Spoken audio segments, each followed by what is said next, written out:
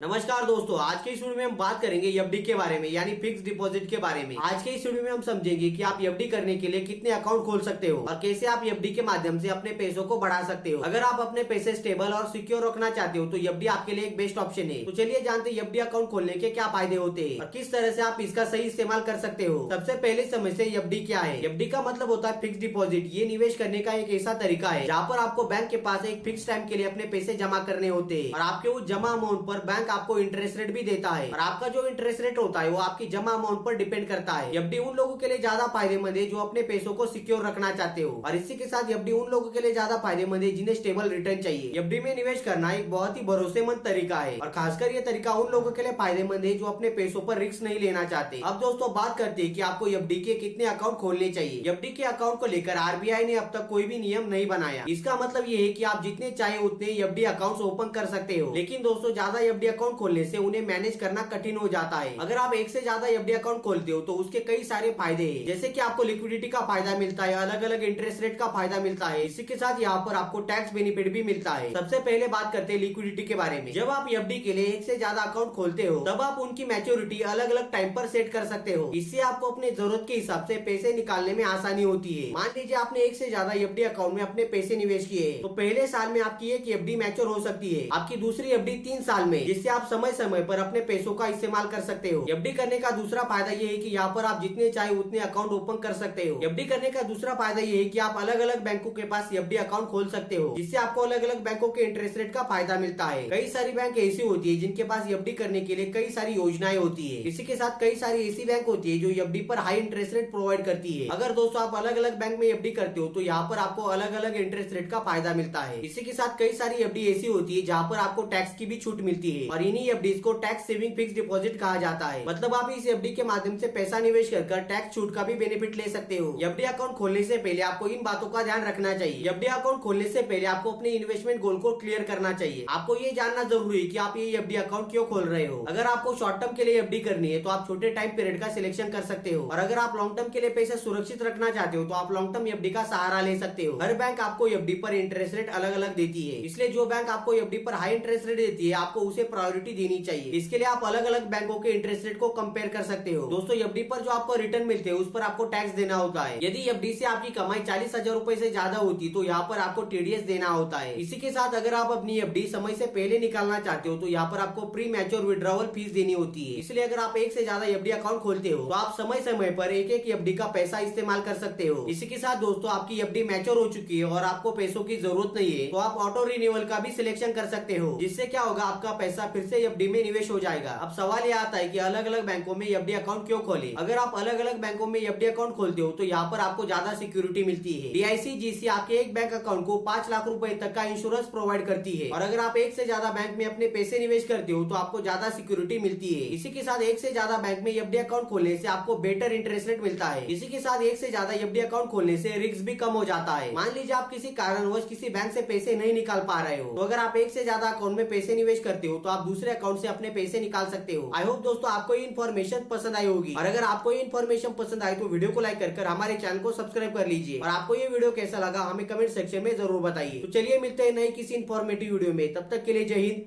Vande Mataram.